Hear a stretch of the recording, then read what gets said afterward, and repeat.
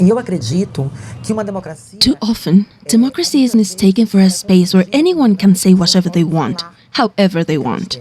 But there is a limit. You can express your opinion, yes, but not at the expense of someone else's dignity. Your opinion must not oppress another person. Oprima a outra pessoa. Que não querem mais esse tipo de política, que estão aqui para dizer não ao fascismo. This is Colmena Fund.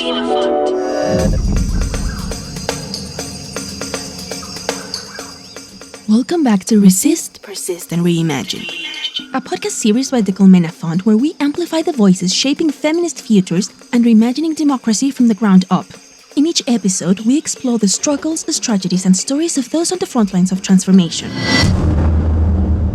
In today's episode, we bring you a powerful conversation with Symmy Larrat, the first person to lead Brazil's newly created Vice Ministry for LGBTQ+ rights, the highest governmental position ever created for the defense of LGBTQ+ communities in the country. From grassroots organizing in the Amazon to leading groundbreaking programs in public service, Symmy spoke with us about her journey breaking barriers as a trans woman and the urgent need to build a democracy that leaves no one behind. Olá, eu sou Symmy Larrat, estou secretária nacional dos direitos das pessoas LGBTQIA+, que é vice-ministério no Ministério dos Direitos... Hello, I am Symmy Larrat. I am the National Secretary for the Rights of LGBTQ+ people, which is a vice ministry within the Ministry of Human Rights and Citizenship in Brazil. I come from the Amazon region of the country, an area that experiences a significant lack of public policies. The injustice and difficulty of accessing public services, whether due to territorial issues or prejudice, have always outraged me and motivated me to engage with social movements. Beyond the LGBTQ movement, I have also been involved in student movements and other political movements. I believe that all of us continue fighting for two major reasons. First, because we believe that society and humanity are sick and in need of healing. Second, because of our own pain, the way prejudice personally impacts us and drives our political engagement. É a nossa dor própria. É como esse preconceito nos atinge pessoalmente e faz com que a gente se movimente politicamente. This is Colmena Fund. Symmy also reflected about the challenges growing up as a trans woman in a society that made it nearly impossible to live authentically, and how she found expression and resistance through performance and art. Eu comecei nessa organização política muito cedo, muito jovem. Então eu fui de movimentos que no Brasil... I started my political activism very young. I was part of grassroots ecclesial movements, neighborhood groups, and student organizations. I am now 47 years old, and when I was young, it was extremely difficult, and still is, for transgender people to occupy spaces in society. Because of that, I delayed my gender transition until I was 30 years old. During that time, I engaged in many movements, earned a degree in social communication, and advocated for the right to information and for democratizing communication channels. I also worked in political parties defending democracy and a more just society. I entered the LGBTQ+ movement through art. I performed as a drag queen, using my performances to convey social critiques and express our aspirations for a different society. This political artistic engagement in the Amazon led to my invitation in 2013 to work for the federal government. Em 2013, a ser convidada para trabalhar no governo federal. Então, trabalhei no governo federal e depois tive outras experiências. From there, Symmy led some of the most important public initiatives for trans inclusion in Brazil, Transcidadania and Casal da Diversidade, both designed to expand rights and restore dignity for trans and queer communities. Resist, persist, and reimagine. Eu trabalhei na prefeitura de São Paulo, que é a maior capital do país, na construção de programa chamado Transcidadania. I later worked in São Paulo city's government, helping to build the Transcidadania program, which promotes access to citizenship for transgender people through education and workforce preparation. This program was highly successful nationwide. Later, I worked in Bahia state government on a project called Casal da Diversidade, a space for LGBTQ+ support and rights access. I then returned to the federal government, now in this role, the highest LGBTQ+ political position in the country, in an unprecedented action by the current administration. It's a huge challenge, but I try to bring together all the experiences we have accumulated. valuing access to education, ensuring transgender people can remain in school, preparing for the workforce, and seeking dignity and autonomy. This must be combined with welcoming LGBTQ+ people who are often abandoned by their families and subsequently by the state. Desde a família e, em conseguinte, por todo o Estado. We asked Symmy how she defines democracy in her work and what it means in practice. This is Colmena Fund. Uma democracia não é só um espaço onde as pessoas podem falar abertamente sem ser perseguidas. A democracy is not just a space where people can speak openly without fear of persecution. It must also be a place where people can live as they are, with mutual respect between different ways of existing, and above all, without being punished for who they are or how they live. A true democracy cannot impose a single way of being. It must foster harmony among diverse existences. To achieve this, democracy must build social pacts that allow people to coexist in shared spaces. But it must never restrict access to rights.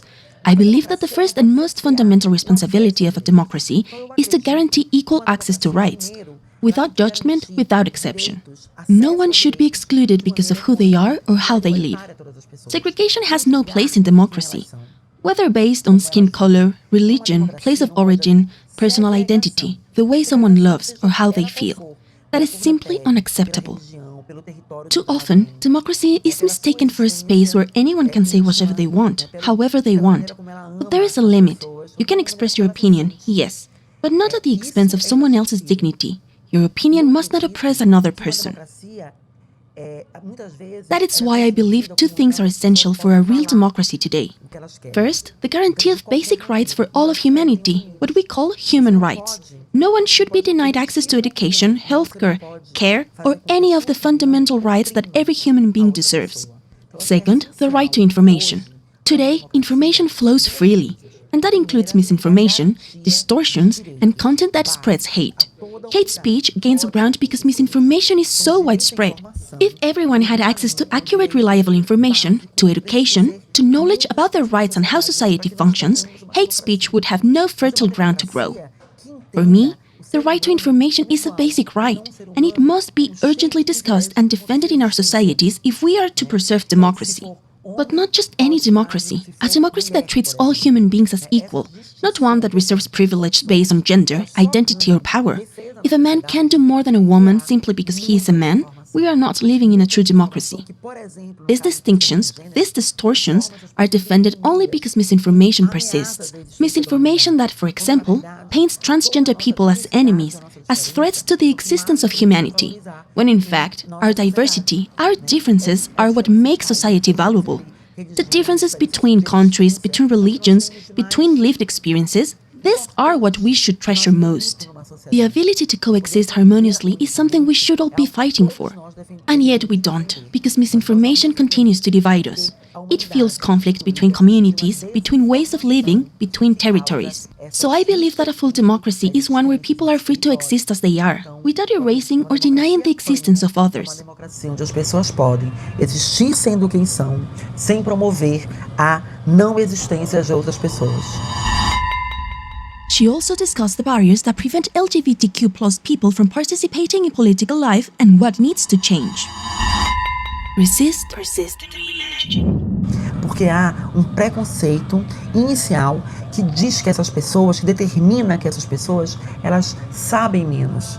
Elas são menos. Prejudice is the first barrier we face to being recognized in our full humanity and to exercising our own political representation. It is the first barrier we must overcome to exercise full humanity and representation. But it also creates structural obstacles. Political parties tend to invest more resources, human, financial, communication, in those who conform to hegemonic standards. LGBTQ+ people often have to self-fund and create their own pathways to political participation because they are not perceived as legitimate representatives.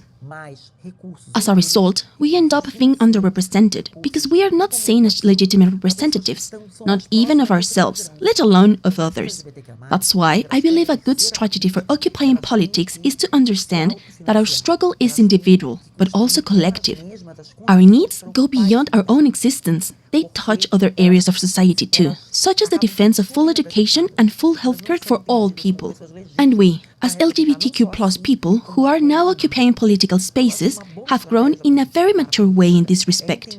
But there is still another barrier: the need for non-LGBTQ+ people, heterosexual, cisgender people, to understand that we can also represent them.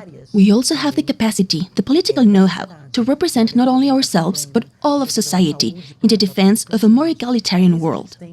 So, it is necessary for us to create regulations that compel political structures to promote access to politics for LGBTQ+ people. Que forcem com que essa estrutura promova o acesso das pessoas LGBTQ+ na política. In her current role, Symmy is working to advance policies and protections for historically marginalized LGBTQ+ communities. This is Colmena Fund. Quando a gente chega nesse lugar de governo no Brasil, que é um lugar tão alto, né, na hierarquia... Well, when we reach this place in government in Brazil, which is a position high in the hierarchy of public administration, we focused on building pathways for LGBTQ+ people to occupy their rightful place. We've worked mainly in 3 areas. First, combating violence.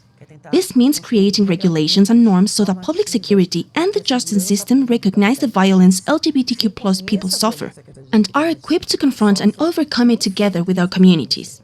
The second structural pillar is dignified work. People need access to education to prepare for the job market. So, we develop programs that offer financial assistance to help LGBTQ+ people access education, and from there, secure jobs that ensure both dignity and autonomy. The third structural pillar is shelter and support. In Brazil, LGBTQ+ people are often expelled from their homes and abandoned by their families. As a result, many are compelled to engage in prostitution or rely on inhuman services to survive. That has to change. LGBTQ+ people need to be welcomed and supported when they are expelled from their homes, so they can build a new path. One based on independence, access to the profession of their choice, financial autonomy, and the freedom to live as they are. Only from there can they begin to access the full spectrum of their human rights, including political rights and participation in politics to defend their own lives. This is what we have tried to promote through some government actions, but in Brazil, there is still a lack of legislation. Our national parliament doesn't legislate on LGBTQ+ issues. The rights we have, like gender identity recognition, the criminalization of LGBT phobia, and equal marriage, are all the result of rulings from the Supreme Federal Court. And even those rights don't reach everyone. We need to ensure these rights aren't just for a small portion of the LGBTQ+ population. They must also reach those in the peripheries of major cities, in indigenous and quilombola territories, and in physically remote areas where public policy often fails to arrive. This is the work we're trying to do, making sure these policies don't just benefit people with access, but especially reach Black LGBTQ+ people, trans people, and those living in territories neglected by the public policy, from the urban peripheries to the countryside and what we in Brazil call the waters and the forests. Periferias também territoriais, como o campo, né, e que nós falamos no Brasil, as águas e as florestas. Finally, we asked Symmy how philanthropy can support this work and the broader movement. Resist, persist, and reimagine. Há diversas formas de apoiar, mas acho que 2 são extremamente importantes. Porque tem muita coisa sendo feita. There are many ways to offer support, but I believe 2 are essentially important. There is a lot being done in Brazil, things that are unprecedented and innovative. But we need to ensure these actions have access to the same technologies that are being used today by those spreading hate. That includes access to alternative media platforms like social networks and to artificial intelligence tools. Right now, this kind of access is still very limited for LGBTQ+ organizations. We need to bridge that gap and make sure we can use these technologies to strengthen our movements. Another critical area is the fight against hate speech, which today leads to real threats to people's lives. Hate speech is being used to push people out of political spaces. People are being threatened simply for being candidates or for holding important political positions. They become afraid for their lives, and many end up stepping back. And that is exactly what hate speech is trying to do. So, to close, there are 2 very important paths. First, supporting Brazilian organizations in confronting hate speech. These organizations, which are doing incredible work, need the tools to compete on equal ground with those spreading hate. To do that, they need access to the same technologies that hate groups are using. Technologies that allow them to reach large audiences quickly and shape public discourse through hate-driven narratives. Right now, Brazilian organizations don't have that kind of access. The resources we receive are often directed to urgent, emergency needs. We are not able to invest in advanced technologies or respond on social media with the same speed and reach as those promoting hate. Second, we urgently need to regulate the right to communication in Brazil. Today, especially online, communication remains largely unregulated. Supporting actions that push for the legalization and regulation of internet access and communication is key to helping us push back against hate speech.